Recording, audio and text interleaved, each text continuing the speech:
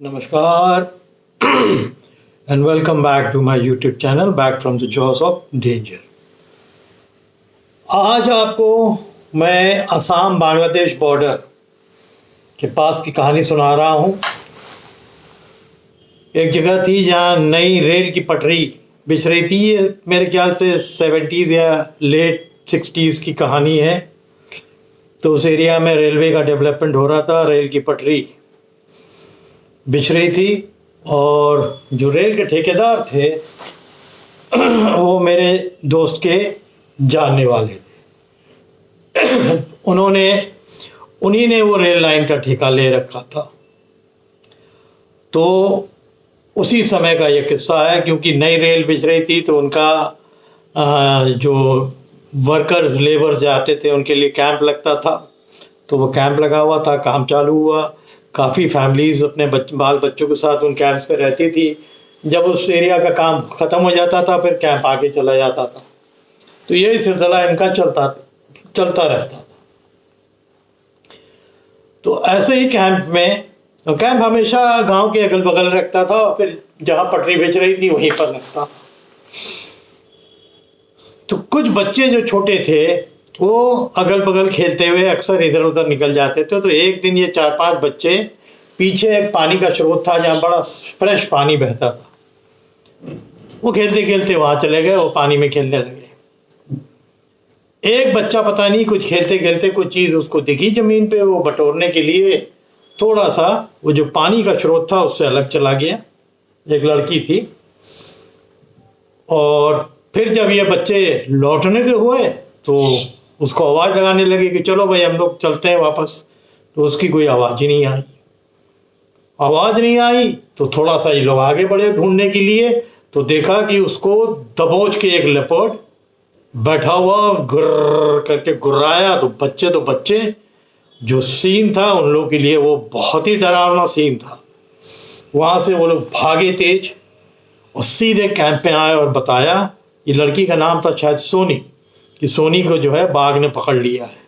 तो अब बाघ से कैंप वाले समझ नहीं पा रहे थे कि बाघ का मतलब टाइगर है कि लेपर्ड है, क्योंकि उस जंगल में लेपर्ड भी थे, भालू भी थे, वुल्फ भी थे और सबसे ज़्यादा तो हाथी थे उस एरिया में। आप देख रहे हैं तो हाथियों का वो गढ़ था।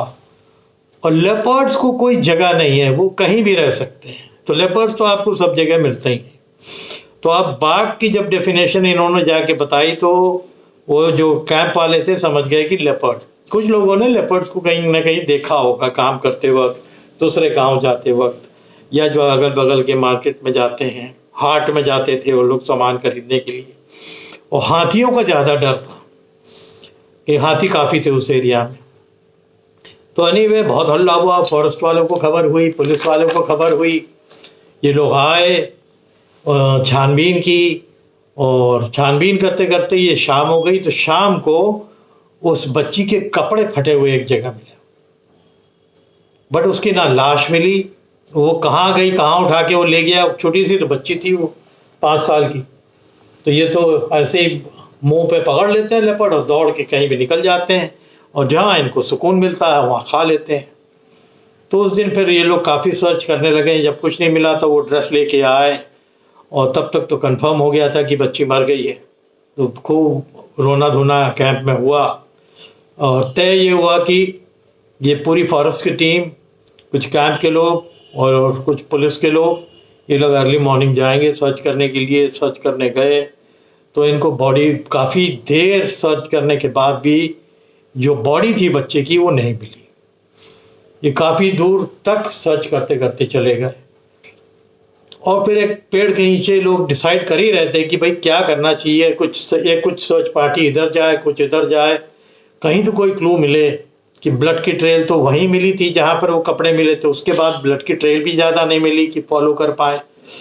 पत्ते भी बहुत गिरे हुए थे तो समझ में नहीं आ रहा। तो ये एक चीज़ ये लोग देखते हुए चल रहे थे। तो एक पेड़ के नीचे 2 पार्टी स्प्लिट हो गई कि किधर ढूंढेगी, किधर ढूंढेगी। तो जो बाएं साइड को पार्टी गई हुई थी, ये लोग एक पेड़ के नीचे खड़े होके ढूंढने लगे अगल बगल कि भाई आप सर्च करिए थोड़ा सा। तो एक बंदा जो था वो सफ़ेद या लाइट रंग की कमीज पहना हुआ था, उसके ऊपर आके कुछ गिरा, तो उसने अपने कंधे के ऊपर कुछ गरम गरम महसूस किया, और अगला जो सामने खड़ा था उसने देखा अरे तुम्हारे ऊपर तो खून गिरा है। तो इन्होंने जैसे ही खून गिरा सुना तो सबने ऊपर ताका, क्योंकि लेपर्ड्स की आदत आप डालते हो कि वो ऊपर ले जाते हैं शिकार मार के। और जैसे ही ऊपर ताका तो देखा कि जो बॉडी लड़की की थी वो ऐसे डाल में आधा इस तरफ और इस तरफ लटकी हुई थी, और लेपर्ड वहां नहीं था। लेपर्ड ने शायद इनको आते सुन लिया होगा और वहां से वो निकल के भाग गया। बहरहाल जो लोग गए थे, लोग ऊपर चढ़े, उस बॉडी को उतारा, और फिर लाके जो फैमिली थी उस लड़की के माँ बाप, उनको दिया। बड़ा रोना धोना हुआ और बहुत प्रोटेस्ट हुआ। जो रेलवे का स्टाफ था उन्होंने कहा कि अगर ऐसे ही बच्चे हमारे मरते रहेंगे, कल हो सकता है हम लोग के ऊपर अटैक हो जाए, और हम काम नहीं करेंगे। ये सब चीज़ जो आम होती है, तो रेलवे वाले भी सब आसाम के गवर्नमेंट को, जो फॉरेस्ट के डिपार्टमेंट है, उनको कांटेक्ट किया कि साहब आप सर्च करिए कि इससे पहले कि काम ही रुक जाए, जो पटरी बिछाने का काम चल रहा है वो काम ही रुक जाएगा। खैर सर्चिंग जब काफ़ी हुई तो लेपर्ड तो नहीं मिला। 3-4 दिन बीत गए, ना लेपर्ड के बारे में कोई अता पता मिला न कुछ। अचानक एक दिन और खबर आई एक गांव से, वहां से करीब 3-3.5 किलोमीटर दूर एक लोकल गांव था, जहां पर एक माँ आदमी उसका जो है खेतों पे काम करने गया हुआ था, और माँ जो थी 2 साल के बच्चे को वरांडे पे रख के, दरवाजा खुला हुआ और सामने जो चूल्हा था उसमें खाना बना रही थी, ताकि वो देख सके कि बच्चे को चटाई में लटा दिया था, सो गया था 2 साल का बच्चा, और ये अपना खाना आना बना के तैयार करती थी, रोज ऐसे ही करती थी। और उस दिन अपना ये बिजी थी काम पे, और पता नहीं अचानक कब ये लेपर्ड आया और कब इस बच्चे को उठाया कि खून के धब्बे भी नहीं, इसने मेरे ख्याल से कॉलेज जो कपड़ा था उसी के ऊपर से उठा के भागा। और भाग के ये लोग, जो इतना छोटा बच्चा है 2 साल का, उसके लिए तो समझ लीजिए जैसे कुत्ते का वेट या कुत्ता से भी कम, और इसको लेके चला गया। अरे वाह, वहाँ तो फिर रोना रवाना। जैसे ये बाहर आई तो इसने देखा कि बच्चा गायब, कुछ भी नहीं कि भाई बच्चा कहाँ गायब गया। तो ये अगल बगल के मकानों पे दौड़ी कि भाई बच्चा शायद नींद से उठ के फिर निकल गया, बट उन्होंने कहा कि नहीं, यहाँ तो बच्चा आपको दिखा नहीं। फिर हल्ला हुआ तो गांव के लोगों ने नीचे लेपर्ड के पग मार्क्स देखे, उसी घर के बाहर भी और अगल बगल भी। तो इसका मतलब इस लेपर्ड का इंसानों के ऊपर दूसरा अटैक था। ये छोटी सी बच्ची जो चटाई में सो रही थी, इसके ऊपर उसने अटैक कर दिया था और उसको ले गया था। तो फिर खोज खबर हुई, पुलिस में, फॉरेस्ट डिपार्टमेंट में खबर हुई, फिर उनके आदमी आए, खोजबीन हुई, कहीं नहीं मिले, बट एक बॉडी उनको ऊपर मिली थी। तो अब की बार इनकी दिक्कतें डबल हो गई थी। डबल क्यों हो गई थी कि इनको जो था नीचे भी ढूंढना था, ये पेड़ों के ऊपर भी देखते हुए चल रहे थे, क्योंकि एक लाश इनको पेड़ के ऊपर लटकी हुई मिली थी। और लेपर्ड के अंदर ये जो होती है ना खासियत होती है कि ये नाक होती है, और किसी भी कैट फैमिली को नहीं होती है, जिसका वो इस्तेमाल बखूबी करता है। तो ये लोग नीचे भी, इन्हें काम इनका डबल हो गया। नीचे तो ढूंढना ही ढूंढना है, सब ढूंढ रहे थे, और ऊपर भी पेड़ों पे सब ताकते हुए चल रहे थे। तो काफी दूर वहां से जब निकल गए तो अचानक एक पेड़ के पास आके रुके, और इन्होंने देखा कि एक पेड़ पे बहुत ऊपर की डाल में एक छोटा सा बच्चा जो है वो लटका पड़ा हुआ, और लेपर्ड फिर नदारद, फिर गायब। तो लेपर्ड ने इनको आते हुए फिर शायद देख लिया था, और ये उतर के वहां से भाग गया। और ऐसी डाल थी कि उसको आप ठीक से अगर ना देखते, इतना घना पेड़ था कि वो शायद बॉडी दिखती ही नहीं। तो उस बॉडी का ऑलमोस्ट उसने आधे से ज़्यादा तो खा लिया था, शायद ऊपर ही खा लिया था। और फिर इन्होंने ध्यान से नीचे देखा तो इनको कुछ ब्लड गिरा हुआ मिला। तो समझ गए कि इसी पेड़ पे ये लेके चढ़ा है, यहीं मारा है और यहीं उसको छोटे से बच्चे को खा गया है। तो इस लेपर्ड का ये दूसरी मैन किलिंग हो गई थी, या बच्चे को जो भी मानोगे। तो फॉरेस्ट डिपार्टमेंट ने इसको मैन ईटर डिक्लेयर कर दिया। अब तय ये हुआ कि इसको ढूंढना बड़ा मुश्किल हो रहा है, क्योंकि ये बॉडीज तो मिल गई दोनों उसमें, बट इसको ढूंढना जब ढूंढने गए तो ये मिलता नहीं था और फिर 3-4 दिन के लिए गायब हो जाता था। कहाँ गायब हो जाता था पता ही नहीं लगता था, लोग खोजते रहते थे, कहीं दिखता नहीं था। तो इनकी भी जो खोजी टीम थी, सर्च टीम थी, ये 2 हिस्से में बट के सब खोज रही थी। तो डीएफओ ने ये तय किया था कि एक प्रोफेशनल हंटर को उन्होंने हायर किया और डीएफओ खुद अपनी राइफल लेके निकली है। तय ये हुआ कि 2 पार्टीज बनेंगी, 2 टीम बनेगी, एक इस तरफ देखेगा, इस तरफ देखेगा। और अब इनका क्योंकि सरदर्द बन गया था कि 2 बॉडीज दोनों पेड़ से लटकी हुई मिली, तो नीचे भी ढूंढना है, ऊपर भी ढूंढना है। कब पता नहीं इसने जो है स्ट्राइक करके कहीं एक और को ना मार दिया हो। सबसे बड़ा सरदर्द तो फॉरेस्ट वालों को ये चिंता कर रही थी कि ये मिल भी नहीं रहा है। इसी बीच खबर मिली कि एक गांव पे इसने 10 साल के बच्चे पे अटैक किया, एक बाघ ने किया। तो ये कंफर्म नहीं था कि यही बाघ था, पर जिस जगह अटैक हुआ ये लोग पहुंचे या फॉरेस्ट वाले पहुंचे तो जो नाखून के निशान थे वो बिल्कुल टाली कर रहे थे, उसी के नाखून थे। तो ये कंफर्म हो गया। बट वो बच्चा लकी था क्योंकि उसके अगल बगल लोग थे, उन्होंने हल्ला किया तो इस बच्चे को छोड़ दिया। और ये बड़ा भी था, 11 साल का था, तो ये छोड़ के भाग गया। तो शायद जो छोटे शिकार जब तक खा के पेट भरा रहता था तब तो ठीक है, इसने आपकी बार ये कोशिश की होगी कि थोड़े बड़े के ऊपर अटैक करे ताकि ज़्यादा देर तक खा पाए, पर वो सक्सेसफुल नहीं हुआ और फिर गायब हो गया। तब फिर ये सर्च पार्टी ढूंढते ढूंढते जब परेशान हो गई तो एक गांव के आदमी ने इन खोजी पार्टी ने जो सर्च पार्टी थी इनको खबर करी कि एक लकड़ी की टाल है जहाँ लकड़ी काट के डाला जाता है। फॉरेस्ट वाले उस लकड़ी की टाल के पास एक लेपर्ड दिखा था उसको चलता हुआ। तो फिर ये तय हुआ कि एक पार्टी दूसरे साइड सर्च करेगी और एक पार्टी जाके सबसे पहले तो उसके पॉज के जो निशान हैं वो देखेगी कि ये वही है कि दूसरा लेपर्ड है। लेपर्ड तो बहुत रहते हैं जंगल के अंदर। इनकी प्रॉब्लम यही थी कि अगर हम लकी हैं तो यही लेपर्ड होगा। तो लकड़ी की टाल की तरफ जो हंटर वाला जो पार्टी गई थी, जो 3-4 लोग इनके साथ थे, ये लोग लकड़ी की टाल की तरफ गए और जो डीएफओ साहब थे वो दूसरी साइड चले गए। तो लकड़ी की टाल की तरफ जब ये लोग गए, थोड़ा ढूंढते रहे तो इनको पॉज के निशान मिले और बिल्कुल सिमिलर जो है, क्योंकि ये लोग एक बार देख लेते हैं तो उनके जो है दिमागी कैमरा में वो घर हो जाता है हंटर्स के या प्रोफेशनल्स के। तो ये कंफर्म हो गया कि यही है और इसी को हमें मारना है। तो यहाँ इनकी ढूंढाई, वो टाल के आसपास के जितने पेड़ थे, धीरे धीरे ये लोग आगे बढ़ते रहे। एक बड़ा घना पेड़ था, बहुत बहुत घना, लग रहा है कि मेरे ख्याल 70-80 साल पुराना कोई पेड़ था और बड़ा हरा।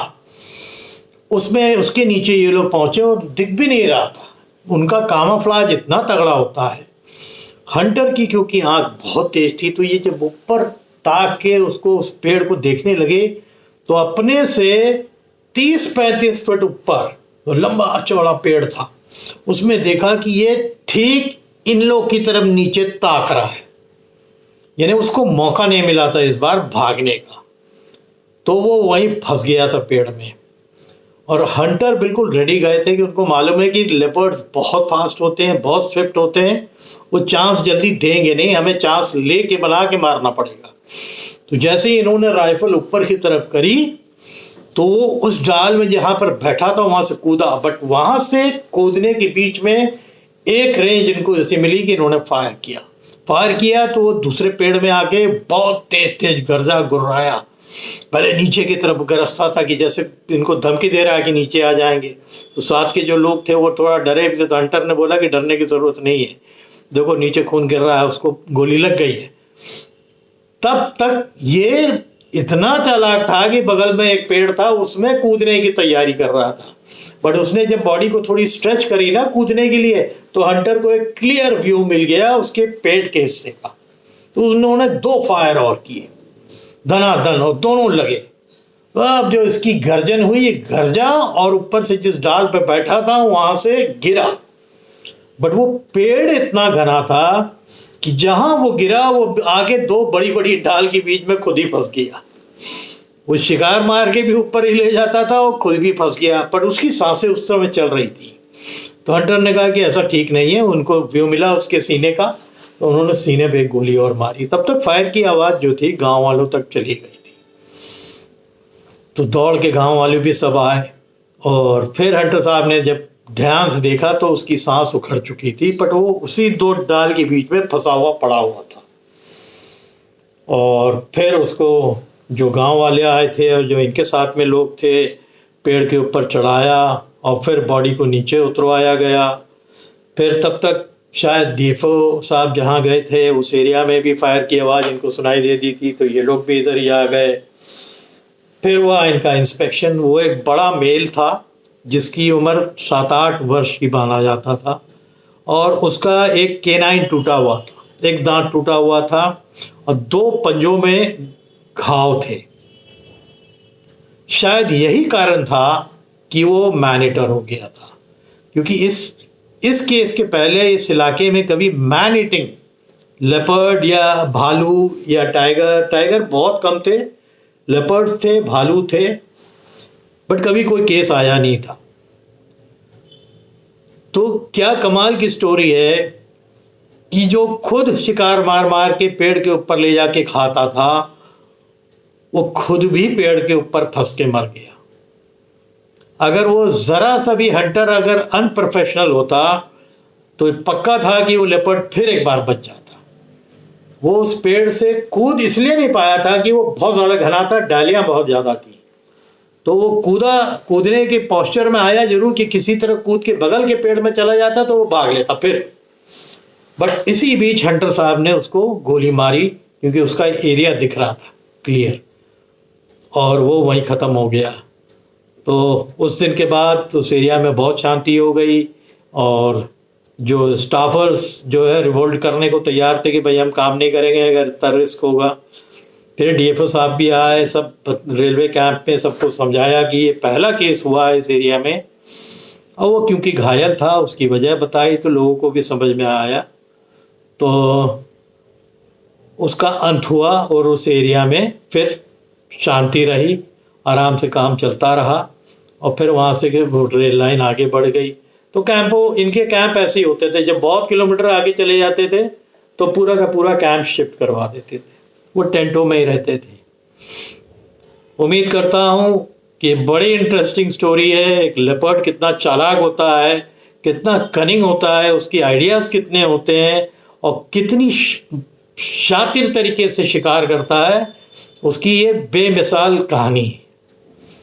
अगर आपको पसंद आया है तो प्लीज़ शेयर करिए, है ना। अभी एक इसी में इंक्लूड कर रहा हूँ कि उत्तराखंड में एक कहानी अभी नई आई है कि अब ये औरतें जो है लकड़ी बीनने के चक्कर में ही तो आधे से ज़्यादा विक्टिम होती है। ये बीनने गई हुई थी और उसी में से टाइगर ने शायद एक पे अटैक किया, बट उनके साथ की जो 2 बहादुर और पहाड़ी औरतें थी, उन्होंने पत्थर और डंडों से टाइगर के ऊपर अटैक करके उसको भगा के अपने साथी को बचा लिया। अगर ये लोग ज़रा भी डर जाती तो शायद इनकी साथी को घसीट के टाइगर ले जाता। तो टाइगर अटैक्स भी बहुत हो रहे हैं, खाली कॉर्बेट के पास नहीं। ये टनकपुर की बात की शायद आपने कुछ सोशल मीडिया के वीडियोस हैं उसमें देखा भी होगा कि औरतों और 2 औरतों ने अपने एक दूसरी औरत जो साथी थी उसको बचा लिया। तो ये अटैक ह्यूमन बींग्स के ऊपर बहुत ज़्यादा होने लगे हैं हाल के दिनों में। खाली रिजर्व फॉरेस्ट के अंदर नहीं, रिजर्व फॉरेस्ट के बाहर भी। मैंने वो जो कहानी आपको डाली थी उसके ऊपर पूरी न्यूज़ आई है उत्तराखंड की एक, कि ये जो टाइगर्स हैं ये माइग्रेट करके जो ऊपर की तरफ दिखने लगे हैं 4000 फीट पे, 5000 फीट में, इनकी आदत नहीं है वहाँ जाने की, पर ये यहाँ से खदेड़े जा रहे हैं। और ज़्यादातर टाइगर्स बूढ़े या चोटिल है या बूढ़े हैं और एज हो गई, और जवान टाइगर्स इनको भगा रहे हैं।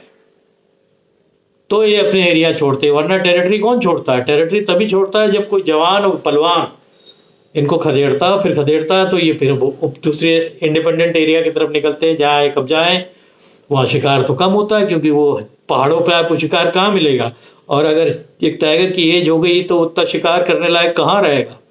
तब वो बस्तियों की तरफ आएगा, इंसानों की तरफ आएगा, तब वो कॉन्फ्लिक्ट एनिमल कहलाया जाएगा। एक हाथ को भी मार दी तो फिर उसकी आदत पड़ जाती, क्योंकि वो पहचान जाते हैं कि इंसान सबसे कमज़ोर है जानवरों में, ना भाग पाता है ना दम है इनके अंदर, तब ये मैनिटर्स हो जाते हैं। उम्मीद करता हूँ कि ये स्टोरी आपको पसंद आई होगी। अगर पसंद आई है तो उसको प्लीज़ शेयर करिए और इसके ऊपर कमेंट करिए, ताकि इसी तरह की बहुत कहानियाँ आपको दूंगा। आप लोग सब बहुत हेल्दी रहिए और तगड़े से रहिए। Thank you.